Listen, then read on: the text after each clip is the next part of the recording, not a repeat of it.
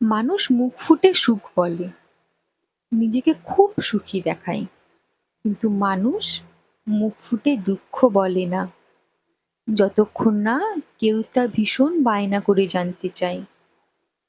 নিজেকে সুখী দেখানো খুব সহজ, তাই মানুষ তার চোখ মুখ, কাজ, লেখা ও বাস্তবে কিংবা ভার্চুয়ালি সবকিছুতে নিজেকে ফ্লেক্সিবল দেখায়, স্ট্রং দেখায়, এবং সবাই এটাই দেখে।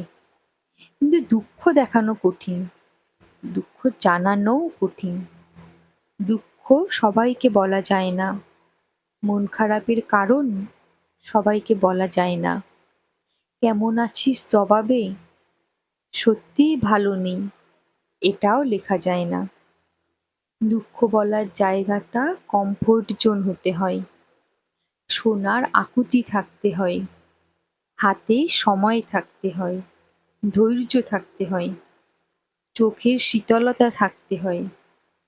যার এই কমফোর্ট জোন আছে সে ব্লেসিং, আর যার নেই সে মূলত একা, ভীষণই একা।